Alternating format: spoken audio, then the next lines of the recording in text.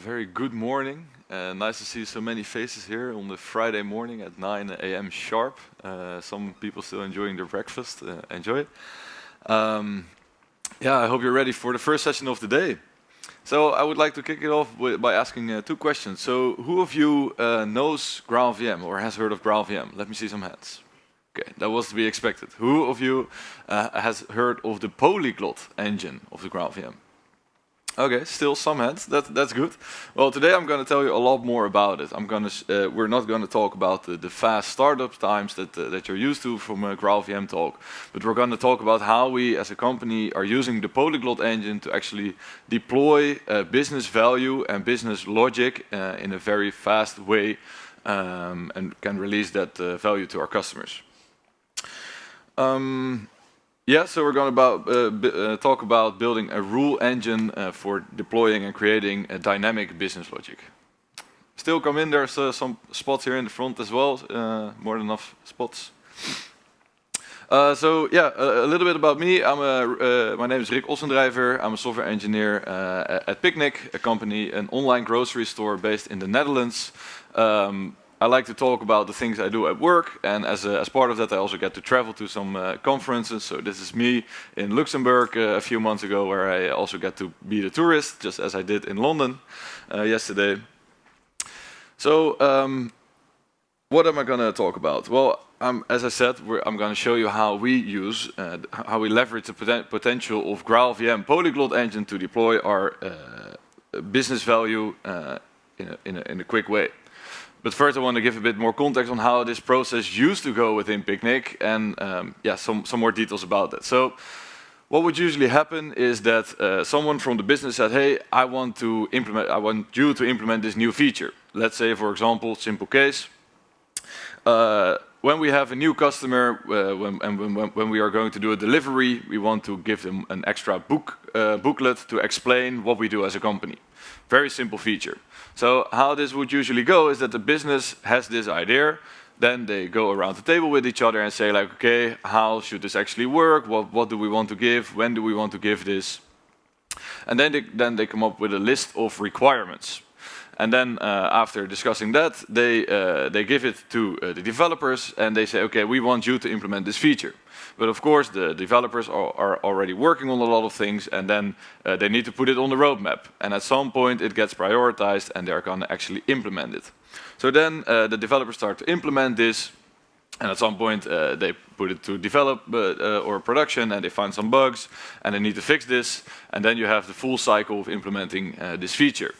So I'm curious for you guys, how long does it usually take to implement like a medium-sized feature, like the full circle as I described here? Like more than 2 weeks? Can I see some hands?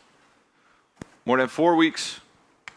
I still see some hands. Well, this also used to be the case at Picnic, because it can get even more complicated because there can be some limitations. In the ideal world, it would all go well in one flow, but of course, because it takes time to start working on an issue, what you can encounter is the list of ever-changing business requirements. So the business now says, hey, I actually wanted to have it implemented in a slightly different way. And what is also a thing is that, well, if you're implementing something for different countries, you also need to take into account the culture, so there are also some differences, and then the business comes again and says, hey, for this country I want a simple exclusion added, then you also need to implement that. And then there are the laws and regulations that also differ per country. So I want to show here that it's very easy for the business features and to easily change while you're working or after you implemented them. And it's of course not very nice as a developer to have to keep up with all these changing requirements. So what would be the ideal world for us? Well, let's say we start with the business team that has an idea. And after they thought a lot about this idea, what they can actually do is they can, in the ideal world, they are able to define and control the business logic themselves. They don't need to go to the developers. They have a way to work on this themselves.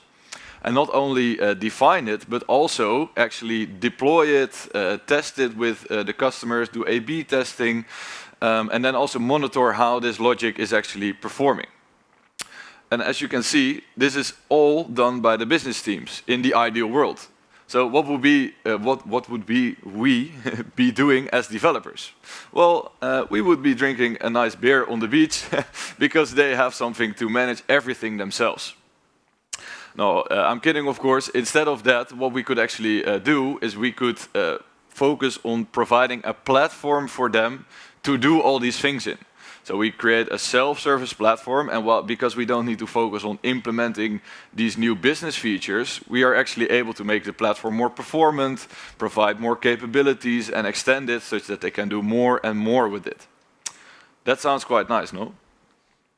So I'm gonna go into some technical explanations, but first I want to give you a bit of a high-level overview of how this system is working for us. And I want to do that by first showing some actual code on how are we actually going to write all this business logic. And before we do that, I want to give you a simple example of the rule that we're going to look at. So I already briefly mentioned this in the beginning, but we have, so when we as a company are doing a delivery, what we want is we want to also give some extra information to the customer because it's their first time. They need to know a bit how our company works, what they can expect. And to do so, well, there was a business team who says, hey, whenever when a user placed an order, what we want to do is we want to know if it is their first order.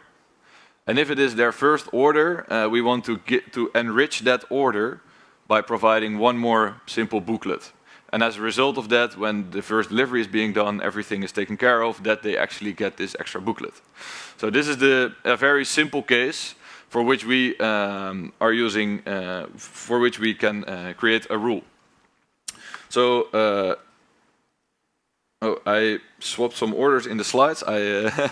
So first, I'm going to describe you what the goal is. So what we see here is that this simple concept, if you abstract one level higher, what we notice within Picnic is that this is a very common thing that is happening and a very common thing that the business wants to define.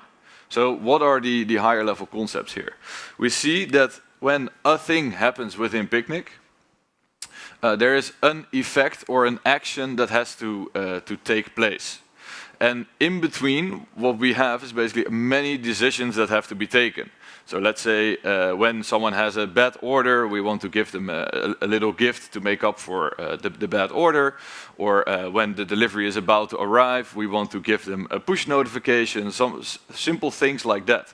But the common theme here is that when something happens, either an event or a time-specific thing, then at the end we want to apply an action. And yeah, the business features that we're going to talk about is mostly these decisions in between.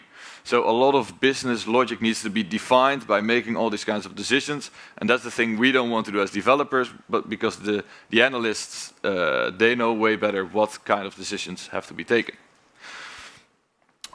So then we started thinking, okay, on a more technical level, how can we actually do this within Picnic? So, well, the systems communicate via events. A few examples I just mentioned is when an order is placed, when we're doing an actual delivery, when someone paid their order, or on the warehouse system side, something can be out of stock, or you name it. So there are many of these events, and then there are the actions. Sending a gift, sending some form of communication, email, push, whatever. And we know that in between we have this big red box that we actually need to start filling. And there are, of course, quite a few. So there are a few existing solutions. So we started looking into those, like things like knowledge-based rules. But what we saw in the history of Picnic is then when we took an off-the-shelf solution and we started working with that, and because we have quite a high pace of development, at some point we usually ran into issues with the extensibility or the configurability, and because we already had quite some of the building blocks for this red box, so to say, lying around, we actually decided to build something ourselves, and that's when we decided, okay, we want to build the Picnic rule engine, basically. So then we started to look into our context again, and we looked at, okay, who are the people that are actually going to implement all these rules, who are going to define this business logic, and those are our analysts. So typically they work with, well, already in their day-to-day job, they work with SQL, JavaScript, and Python. So we actually knew, okay, we don't want them to relearn something and have them write these business rules in Java, for example, such that they don't need to learn a new language. So then, so that is it on the analyst side. But as for our backend services, we are mostly using Java. So then you already might feel what's coming here. So we decided to make this big red box a box with GraalVM, and then more specifically the Polyglot engine. So here a nice definition of the Polyglot engine. It allows the execution and interoperability of language interpreters for additional programming languages, which means that we can simply we can keep writing Java, but we can also make sure that we can communicate with the other languages and that they can work nicely together on the GraalVM. So now I want to actually show you two simple rules that of the first order booklet that we saw in the beginning, just to give you an idea of how easy it is to write such a rule. And after that, we're going to take a dive into the technical implementation of that.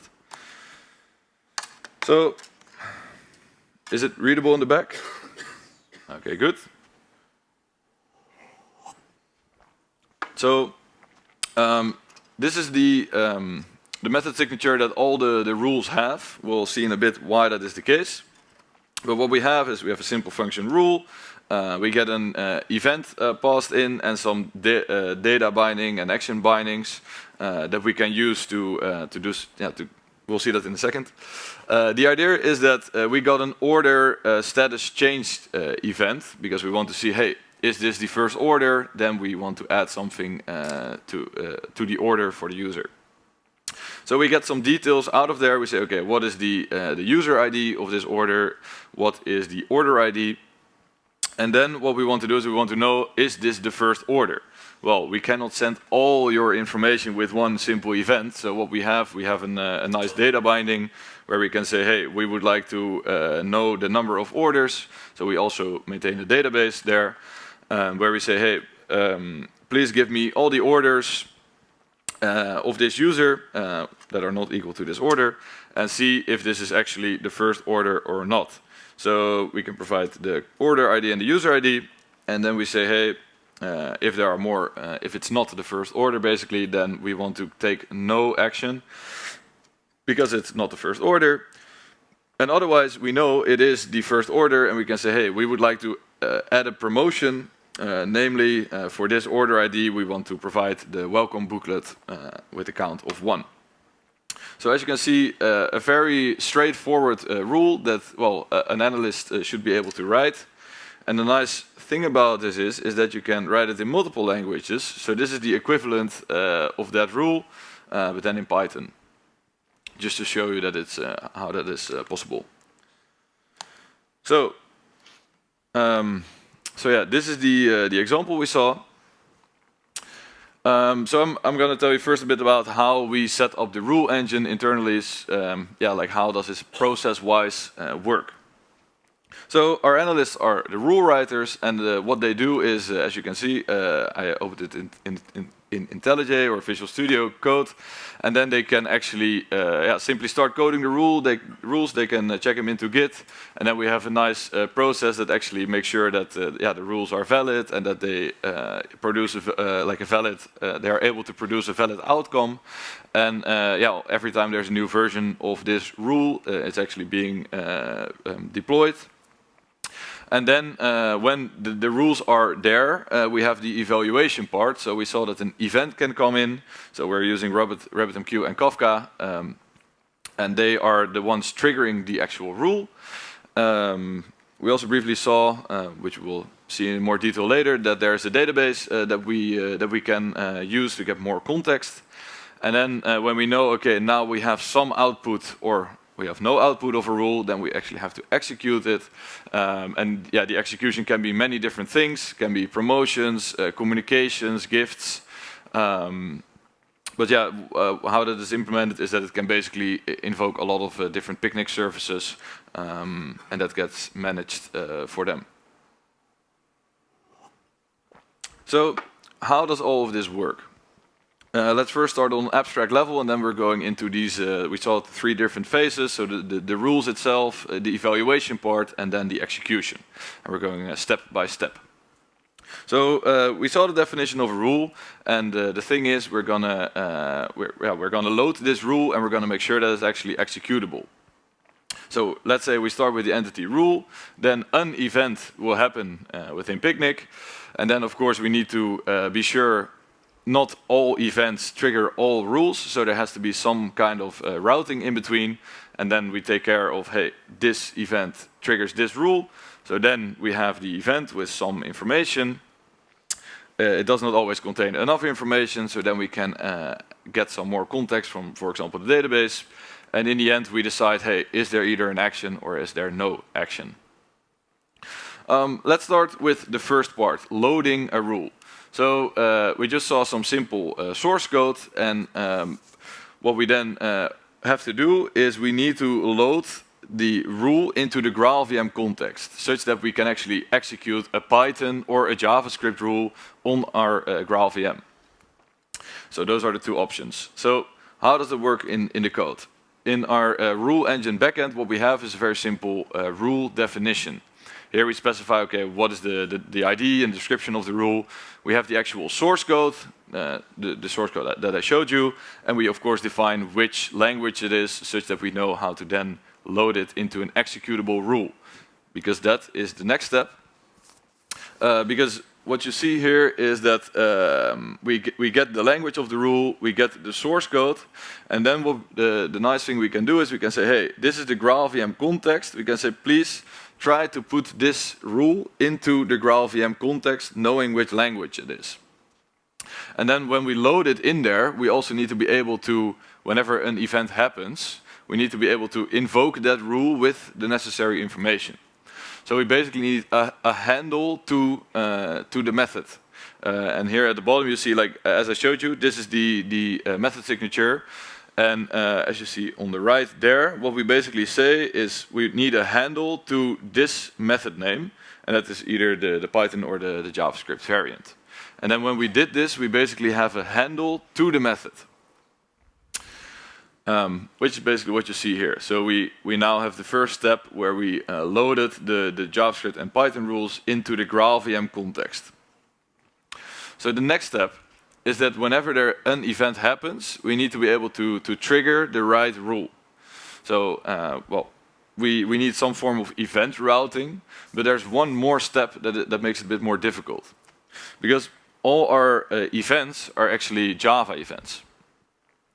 But as we saw in, for example, the Python or JavaScript rule, is that there the event is available, but it's in an idiomatic way, which means it's not with like the method names of the get ID as you're used to in Java, but it's like the Python or JavaScript way. So it's made specifically for the GAS language.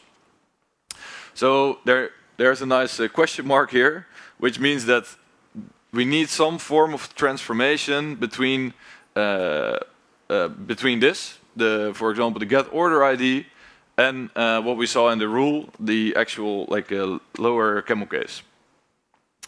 And yeah, for that we have a Java DTO translation layer, because we have this, it's a lot nicer to actually work with. You can actually write Python code as if you're working with, with full Python, while actually you're getting Java events. So how does this particular part work? For this we're using Jackson and the GraalVM proxy object.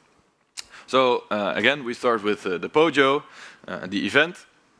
Then the next step is that we are using Jackson to extract all the members of this class, so the get order ID and things like that. And then based on that, we are actually able to transform the Pojo into a GraalVM proxy object, such that the rule itself receives a Python-like object. Because the GraalVM proxy object is able to transform it into the gas language that you would like to have. So that means that if we're in the rule and we invoke an access on a JavaScript get order ID, what it actually does is it goes via the GraalVM proxy object all the way back and then invoke the actual Java object.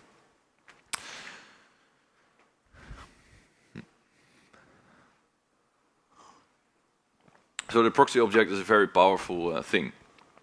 So where are we in the process? We loaded the rule into the context. We are now able to say, hey, we have an event. We give the event to the actual rule. And then the next step is, okay, what if we need some more information? Because, as I mentioned, we cannot provide all the necessary details in an event. That would simply be too much.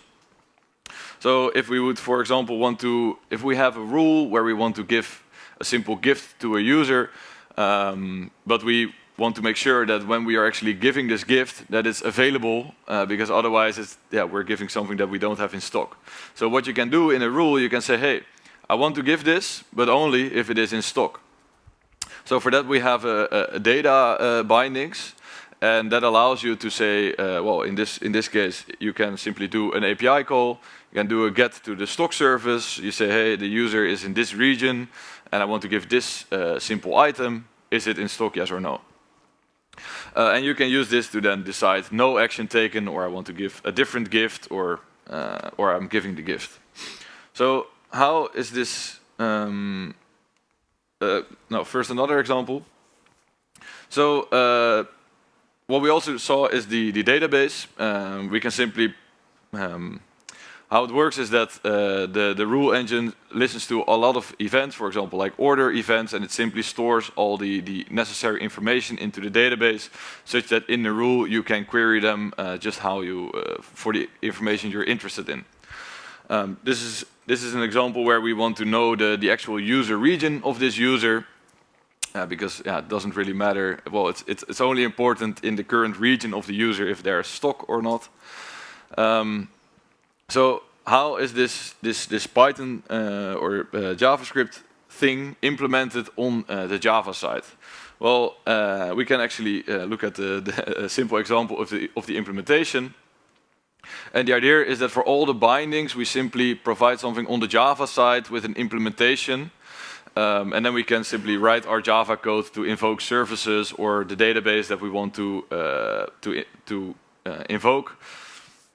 So what you see here is that we have the query, we simply extract it and the params, and then we can invoke our own database client that we use on the Java side. We can execute it, we get a result, and then we need to make sure that we again make a proxy adapter object from it.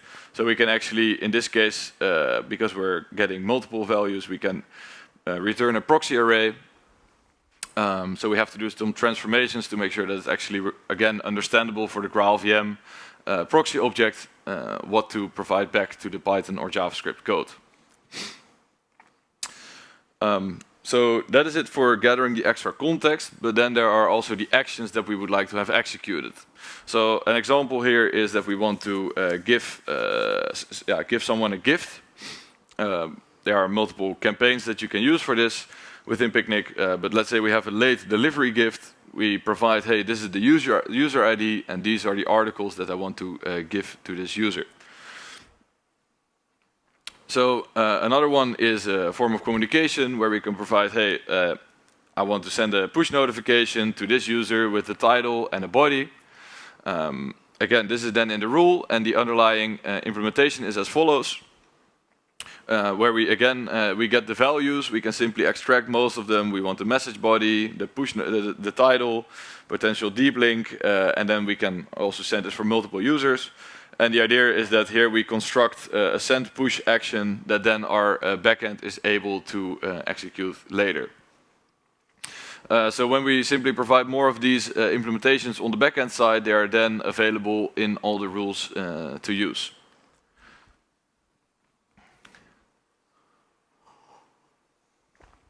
So now that we've seen that we have the rules, they are loaded into to the context.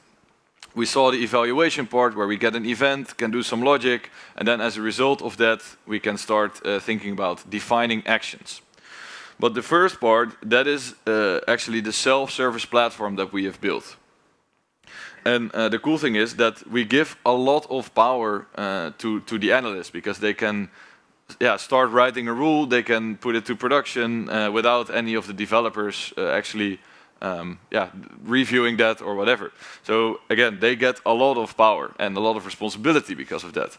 Because it's very easy to, I don't know, do some weird things here, overload the system, they are not official programmers, you know, so they can easily define something that's not correct. So what we actually need to do is we need to make sure that we don't, the execution part, that we don't overload our systems, because that would simply be bad. So we actually looked at, okay, how are we going to make sure that this is, well, that we manage this well.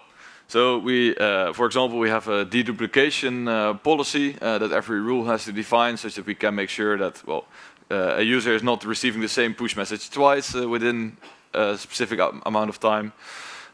We have quite some rate limiting going on and a lot of extra validation to make sure that actually we have no fire on the right. And I'm going to dive into some more things that have happened that are not only the positive path or the happy path in our system. So once more to recap, we have the rule, we get the event, and now I want to show a nice thing. So if you say to someone within Picnic, do you know about the cheese paper incident? They will all start laughing because this was a very interesting case. Again, we give a lot of power to the analysts. So we need to be sure that we create proper validation. But of course, there are always some things that you did not catch yet because you didn't implement something or whatever. So I want to take you through this small exercise. I'm going to ask you if you can spot the thing that's wrong about this. So there was a nice rule about enriching an order if the order contained cheese. So as a simple service, very small thingy, we have a list of cheese-related products, and the idea was that if this rule it contains a cheese-related product, then we simply add something to the order, a cheese paper to nicely wrap it in your fridge and whatever. Details not important, but now that I said this, does anyone have a concern with this rule? In the back. Cheese paper is what? It's cheese-related. Exactly. We have a nice loop here. This caused a very interesting issue of an ever-growing order. Most of our systems could not really handle this, so it brought quite some services down, I would say. It's a very hard problem to solve, but as you can imagine, this is there are quite some of these small things that you cannot always account for. So we also learned our lessons there in terms of giving a lot of responsibility to the developers, to the analysts.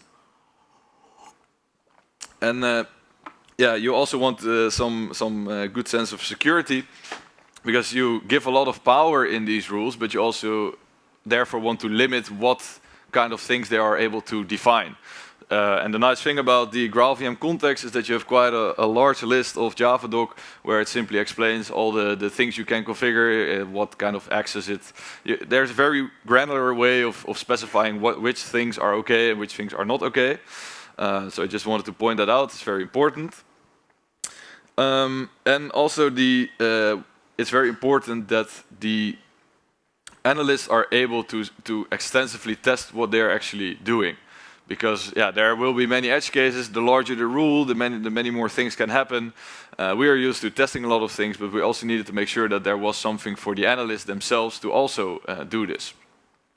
And for that, we created a nice component testing setup, and they are basically able to configure a lot of things per country. But then the important thing is also that they can say, okay, if the database has these items and we get this specific event or it's missing something, then I expect these actions to roll out of the rule, basically. And that they are able to, like, per flow of the code, they are able to actually create test cases for that. So that also gives them a very powerful tool to validate their own logic. And on top of that, what they also are able to do is when a rule is actually live, they're able to monitor the performance extensively. Well, this is a random example I took a screenshot of. Push evening deliveries. They can see like, hey, didn't I overload the system or whatever? Is it behaving as expected? So we also made sure to have extensive feedback on that. I see I forgot an animation there. We also learned some lessons along the way. I just showed you 2 examples of tools that allow the developers to make sure that they're actually that the rules actually do what they're supposed to do. So that's a very important one. What they can also do is they can put a rule into dry run mode. So it's what the name already says it. You can monitor how it would have behaved if it was enabled to see like, am I not sending too many push notifications or whatever. And that also allows them to filter, actually validate if it works correctly. Important thing is the traceability.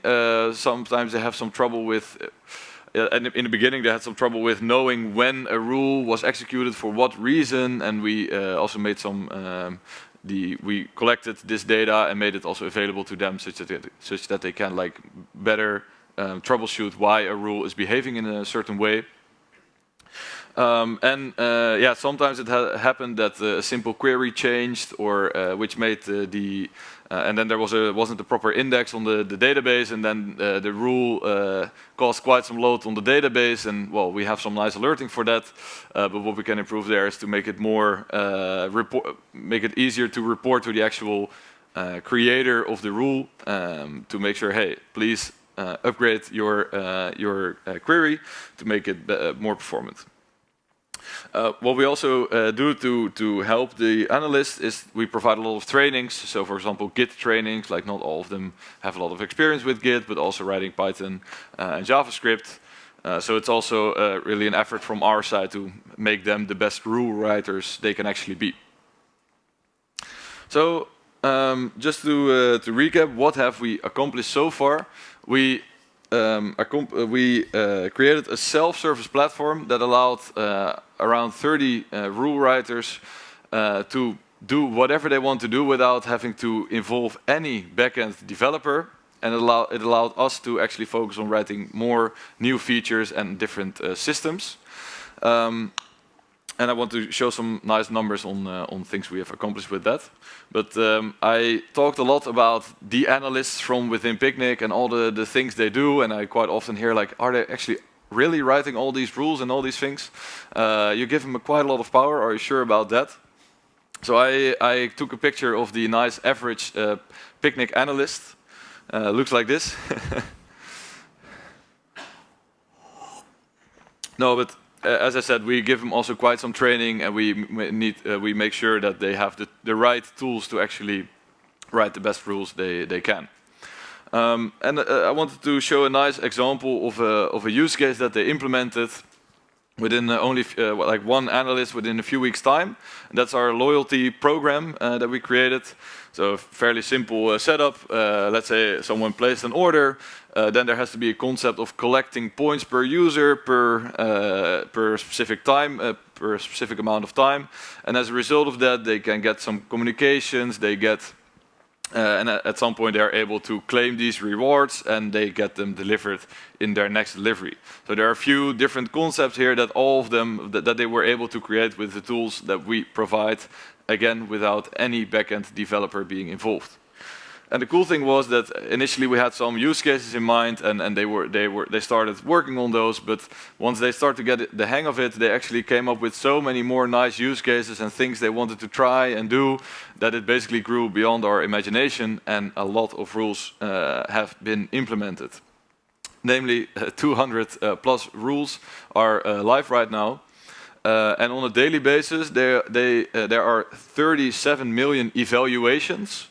And of these evaluations, there are actually almost 2 million actions executed per day. and this number is growing and growing. So that's very cool to see. Yeah, that was it actually for the talk. If you want to know more about Picnic, there's the blog.picnic. We have some nice blog posts there. If you're interested, we also have some vacancies, so you can go to join.picnic.app. But yeah, I hope you learned something new about the GraalVM Polyglot engine, and I would like to thank you here all for being so early here in the morning. Thank you.